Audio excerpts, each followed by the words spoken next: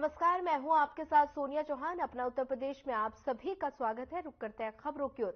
Radio संचालक अमीन सयानी के दुखद निधन पर केंद्रीय गृह मंत्री अमित शाह ने ट्वीट किया। ट्वीट करते हुए उन्होंने लिखा कि ये जानकर दुख हुआ कि रेडियो की आवाज अमीन सयानी जी अब नहीं रहे। सयानी जी अपने पीछे एक खालीपन छोड़ गए जिसे भरना मुश्किल होगा। उनकी स्वर्णिम विरासत उन्हें अमर बनाती है। उनके निकट और प्रियजनों और लाखों प्रशंसकों के प्रति मेरी हार्दिक संवेदना।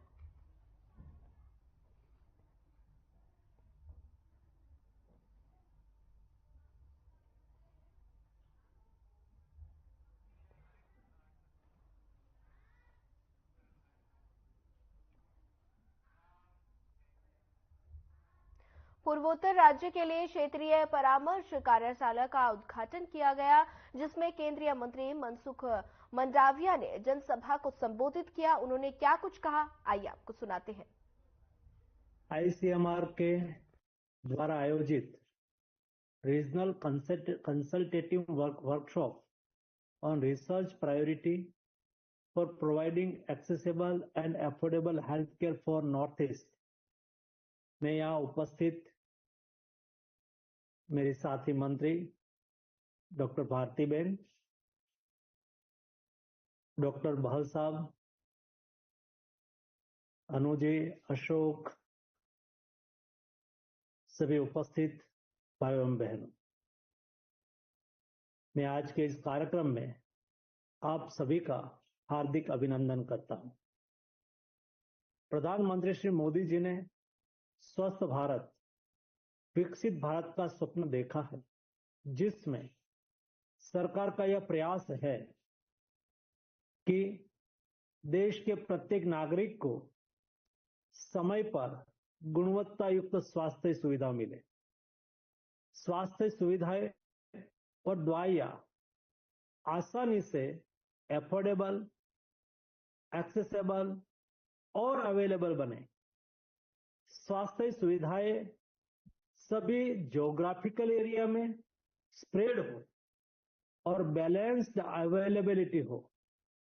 स्वास्थ्य सुविधा के क्षेत्र में अमीर गरीब के भेद के बिना और एक समान तरीके से सभी को स्वास्थ्य सुविधा सुनिश्चित हो। इस उद्देश्य को हासिल करने के लिए सरकार ने पॉलिसी और कई सारी योजनाओं के साथ काम किया है, जिसके कारण भारत ने एक ऐसा हेल्थ मॉडल तैयार है जो सर्वजन सुखाय, सर्वजन हिताय की भावना को सार्थक करता है। आज 60 करोड़ लोगों को इन हॉस्पिटल ट्रीटमेंट देने के लिए आयुष्मान कार्ड दिया गया, जिसके तहत सालाना 5 लाख रुपए तक का मुफ्त पारिवारिक ट्रीटमेंट दिया जा रहा है। आज काफी सारे उदाहरण हैं, जैसे कि किसी कंपनी का मालिक जिस अस्पताल में ट्रीटमेंट करा रहा है, उसी में अब उस कंपनी का मजदूर भी आयुष्मान कार्ड के जरिए अपनी ट्रीटमेंट करता है। स्वास्थ्य क्षेत्र में यह अमीरी और गरीबी का भेद मिटाने वाली योजना है। 11,000 जन औषधि केंद्र खोले गए, जहां पर 50 to 80% सस्ती दवाएं मिलती है। 1,17,000 आयुष्मान आरोग्य मंदिर, जिन्हें भारत के लोगों का हेल्थ गेट कीपर माना जाता है। 48 BSL लैब से पूरा हेल्थ सर्वेलेंस सिस्टम और वन हेल्थ इनिशिएटिव लागू किया जा रहा है। आभा कार्ड, टीबी मुक्त भारत, प्रधानमंत्री सिकल सेल एनीमिया मुक्त भारत, मिशन इंद्रधनुष, कोविड के 220 करोड़ मुफ्त टीके लगाए गए। आयुष्मान भव कैंप के जरिए 20 करोड़ से अधिक को उनके घर पर पहुंचकर स्वास्थ्य लाभ प्रदान किया गया है। पिछले 10 वर्षों में 7 एम्स से बढ़कर 23 एम हो चुकी है।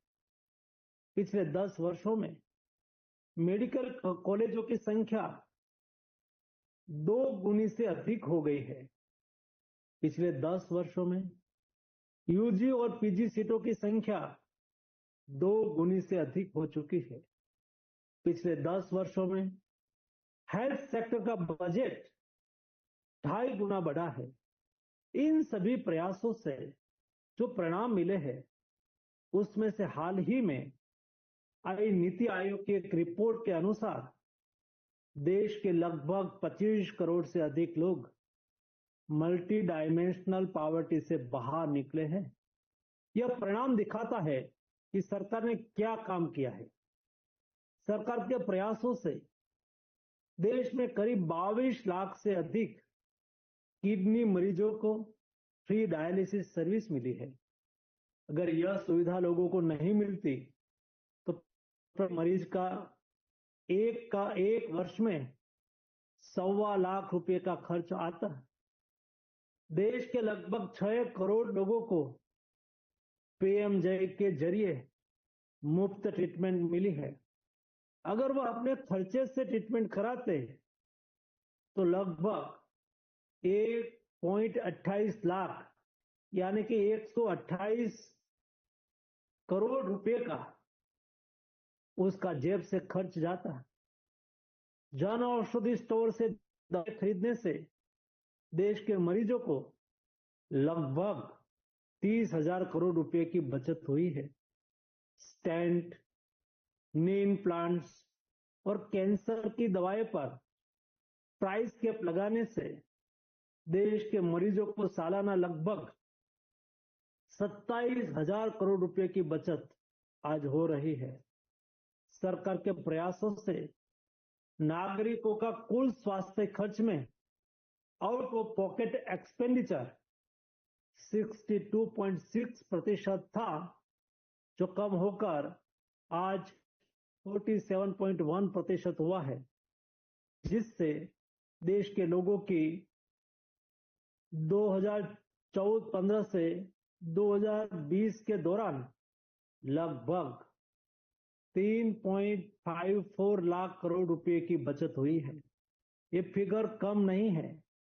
10 साल में 3.5 लाख करोड़ रुपया गरीब, मजदूर, मध्यम वर्ग के लोगों के जेब में बचा है, जो अपना जीवन धोरण को अप करने के लिए मददगार हो रहा है। आज इसी सिलसिले को आगे बढ़ाते हुए हम 3 महत्वपूर्ण कार्य करने जा रहे हैं। Creation of the marketplace, launch of master's program on health economics and technology assessment in IIPS Shillong, consultation of research priority in healthcare for Northeast states। प्रधानमंत्री श्री नरेंद्र मोदी जी ने एक्ट ईस्ट पॉलिसी के साथ काम किया है। वाइब्रेंट विलेज के जरिए पहाड़ी क्षेत्र के गांव का विकास और देश के सीमावर्ती क्षेत्रों के गांवों को अंतिम गांव न बोलकर पहला गांव बोलकर देश की विचारधारा में एक साइकोलॉजिकल बदलाव लाए। नॉर्थ ईस्ट क्षेत्र के विकास के लिए सरकार पूर्ण प्रतिबद्ध है। पिछले 10 वर्षों में health, roadways, railways, highways, waterways और रोपवेज आदि सभी किस्म की कनेक्टिविटी से जोड़कर देश की मुख्य धारा में लाने का प्रयास किया गया है। देश में पहली बार नॉर्थ ईस्ट क्षेत्र को भारत का ग्रोथ इंजन के रूप में देखने की शुरुआत हुई है। हेल्थ सेक्टर को लेकर नॉर्थ ईस्ट क्षेत्र में जो कार्य हुए हैं, उससे इस पूरे क्षेत्र के लिए हेल्थ एक्सेसिबल हो और अवेलेबल हुई है। पिछले 10 वर्षों में हम हेल्थ क्षेत्र की बात करें तो रिम्स, रिपन्स, निग्रिम्स और असम में एम्स जैसे संस्थानों का विकास एवं 23 नए मेडिकल कॉलेज खोले गए हैं। आईसीएमआर ने नॉर्थ ईस्ट क्षेत्र में विभिन्न स्वास्थ्य सुविधाओं का विकास किया है। वर्ष 2023-24 में नेशनल हेल्थ मिशन से लगभग 2,450 करोड़ रुपए इस विस्तार के लिए दिए गए हैं। इन सभी से नॉर्थ ईस्ट क्षेत्र का स्वास्थ्य क्षेत्र विकसित हुआ है, विकसित हो रहा है। नॉर्थ ईस्ट क्षेत्र की हेल्थ केयर को एफोर्डेबल और एक्सेसिबल बनाने के लिए रिसर्च में आईसीएमआर की क्या प्रायोरिटी होनी चाहिए, इस विषय को लेकर यह जो सेमिनार वर्कशॉप रखा गई है वो एक नई दिशा देने वाली बनेगी। सरकार भी एसेंशियल मेडिसिन की तर्ज पर ही एसेंशियल हेल्थ टेक्नोलॉजी पर काम कर रही है। यह प्रयास आने वाले समय में हेल्थ टेक्नोलॉजीज को सभी लोगों के लिए अवेलेबल, एक्सेसिबल, एफोर्डेबल और इक्विटेबल बनाएंगे। आज के इस पूरे कार्यक्रम को आयोजित करने के लिए सभी को मैं धन्यवाद देता हूं और नॉर्थ ईस्ट क्षेत्र के लोगों को भी बधाई देता हूं और ये आशा रखता हूं कि यह प्रयास इस पूरे क्षेत्र के स्वास्थ्य को एक कदम और बेहतर बनाने में उपयोगी होगा। आप सबको हार्दिक शुभकामनाएं। धन्यवाद। फिलहाल वक्त तो चला एक छोटे से ब्रेक का। ब्रेक के बाद जल्द हाजिर होंगे।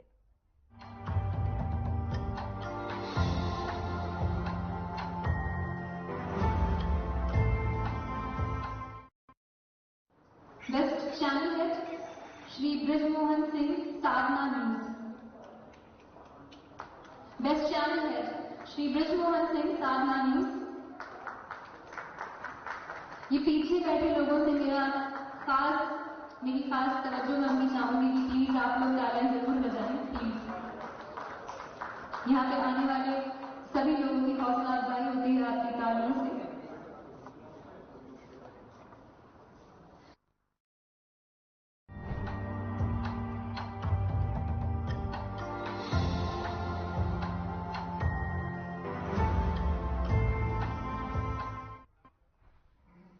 ब्रेक के बाद आप सभी का एक बार फिर स्वागत है। बढ़ते हैं अगली खबर की ओर। श्री जन माता राज राजेश्वरी मंदिर नैमिषारण्य की स्थापना एवं प्राण प्रतिष्ठा महोत्सव का आयोजन किया गया। इस कार्यक्रम में सीएम योगी शामिल हुए। देखिए तस्वीरें।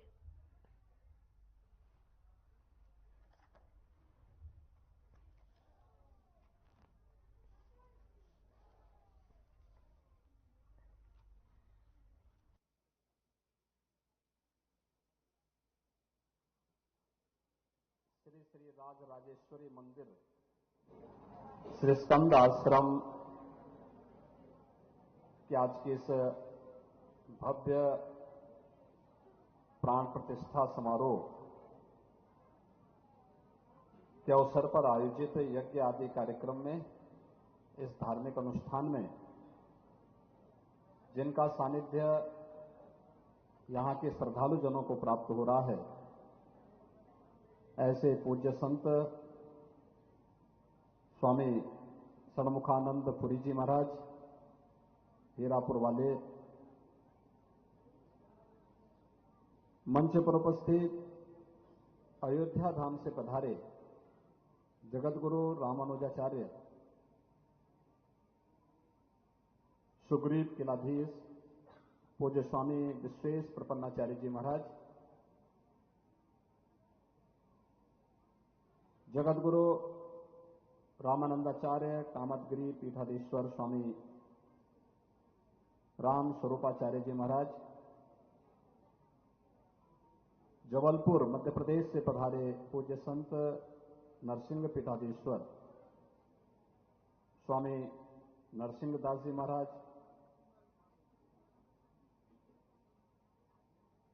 स्वामी विद्या चैतन्य जी महाराज,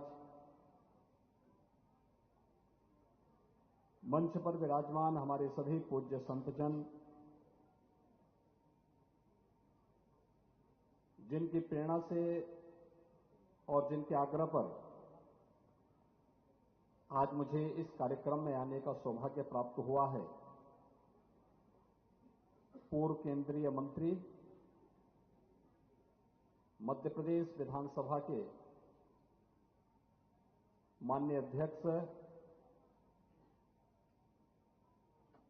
माननीय श्री नरेंद्र सिंह तोमर जी, हमारे लोकप्रिय सांसद श्री अशोक कुमार रावत जी, विधान परिषद सदस्य श्री पवन सिंह चौहान जी,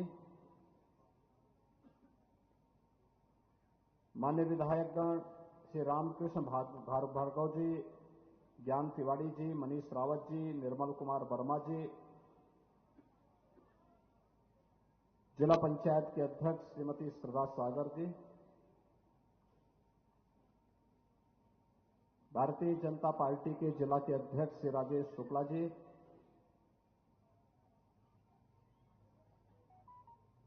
मध्य प्रदेश सरकार के पूर्व मंत्री श्री रामपाल सिंह जी, इस धार्मिक समागम में यहां पर उपस्थित सभी श्रद्धालुजन, देश के अलग अलग कोने से आए हुए सभी उपस्थित बहनों और भाइयों, आज ये हम सबका सौभाग्य है कि उत्तर प्रदेश की इस धरती पर और खासतौर पर नैमिषारण्य की इस पावन धरा पर श्री श्री राज राजेश्वरी मंदिर के इस भव्य धार्मिक आयोजन में हमें सहभागी बनने का अवसर प्राप्त हुआ है। मैं इसके लिए पूज्य स्वामी षणमुखानंद पुरी जी महाराज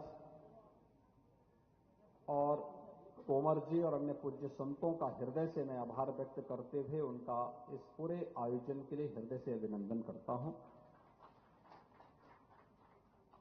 नैमिषारण्य की महिमा अपरंपार है।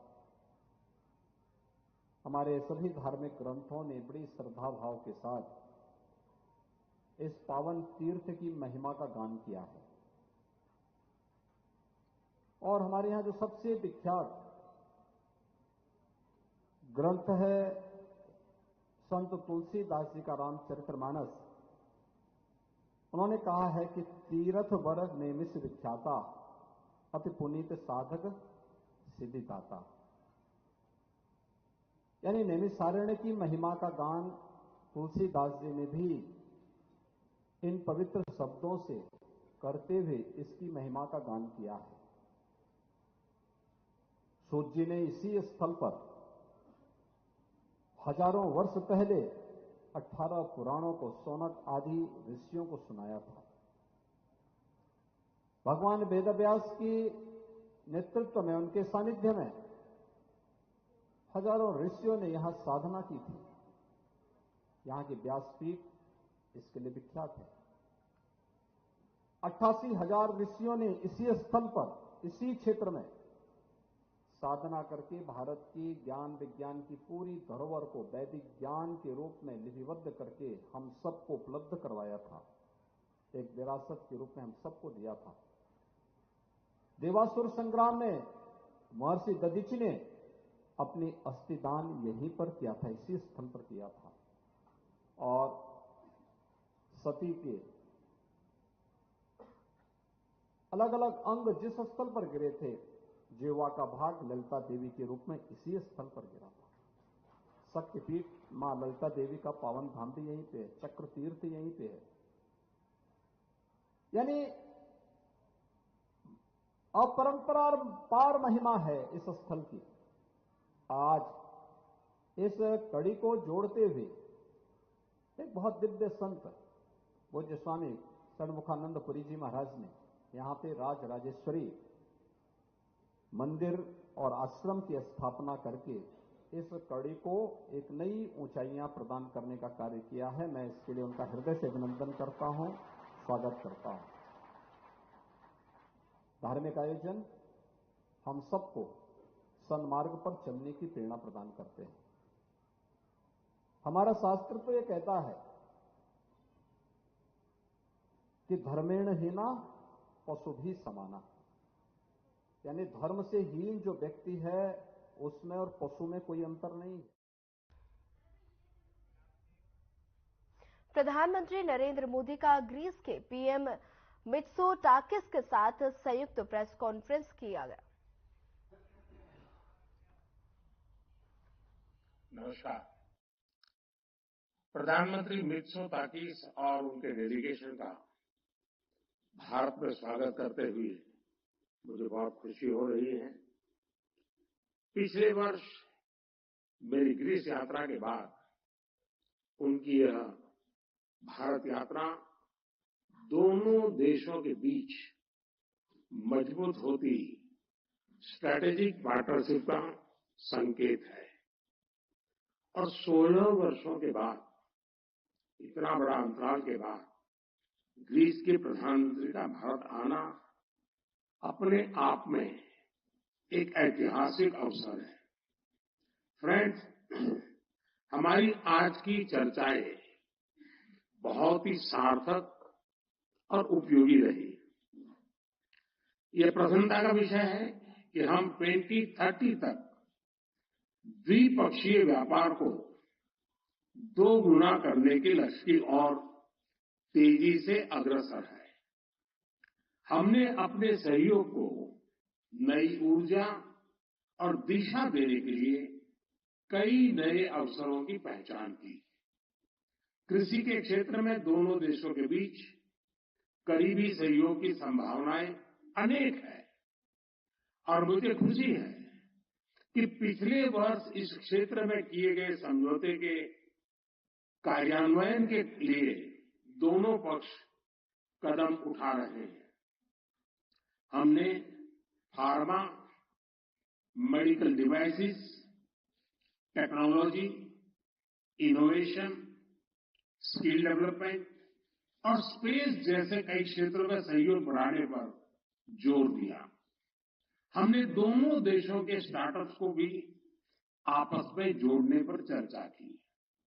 शिपिंग और कनेक्टिविटी दोनों देशों के लिए उच्च प्राथमिकता के विषय हैं। हमने इन क्षेत्रों में भी सहयोग को बढ़ाने पर विचार विमर्श किया। फ्रेंड्स, डिफेंस और सिक्योरिटी में बढ़ता सहयोग हमारे गहरे आपसी विश्वास को दर्शाता है। इस क्षेत्र में वर्किंग ग्रुप के गठन से हम defence, cyber security, counter terrorism, maritime security जैसी साझा चुनौतियों पर आपसी समन्वय बढ़ा सकेंगे। भारत में डिफेंस मैन्युफैक्चरिंग में को प्रोडक्शन और को डेवलपमेंट के नए अवसर बन रहे हैं जो दोनों देशों के लिए लाभदायक हो सकते हैं। हमने दोनों देशों के रक्षा उद्योगों को आपस में जोड़ने पर सहमति जताई है। आतंकवाद के खिलाफ लड़ाई में भारत और ग्रीस की चिंताएं और प्राथमिकताएं समान है। हमने इस क्षेत्र में अपने सहयोग को और अधिक मजबूत करने पर विस्तार पूर्वक चर्चा की। फ्रेंड, 2 प्राचीन और महान सभ्यताओं के रूप में भारत और ग्रीस के बीच गहरे सांस्कृतिक और पीपल टू पीपल संबंधों का लंबा इतिहास है। लगभग 2500 वर्षों से दोनों देशों के लोग व्यापारिक और सांस्कृतिक संबंधों के साथ साथ विचारों का भी आदान प्रदान करते हैं। आज हमने इन संबंधों एक आधुनिक स्वरूप देने के लिए कई नए इनिशिएटिव की पहचान की। हमने दोनों देशों के बीच migration and mobility partnership agreement को जल्द से जल्द संपन्न करने पर चर्चा की। इससे हमारे पीपल टू पीपल संबंध और सुदृढ़ होंगे। हमने दोनों देशों के उच्च शिक्षा संस्थानों के बीच सहयोग को बढ़ावा देने पर भी बल दिया। अगले वर्ष भारत और ग्रीस के डिप्लोमेटिक संबंधों की 75वीं वर्षगांठ मनाने के लिए हमने एक एक्शन प्लान बनाने का निर्णय लिया। इससे हम दोनों देशों की साझा धरोहर, science and technology, innovation, sports और अन्य क्षेत्रों में उपलब्धियों को वैश्विक मंच पर दर्शा सकेंगे। फ्रेंड्स, आज की बैठक में हमने कई क्षेत्रीय और अंतर्राष्ट्रीय मुद्दों पर भी चर्चा की। हम सहमत हैं कि सभी विवादों। फिलहाल इस बुलेटिन में इतना ही। ज्यादा खबरों के लिए बने रहिए हमारे साथ। नमस्कार।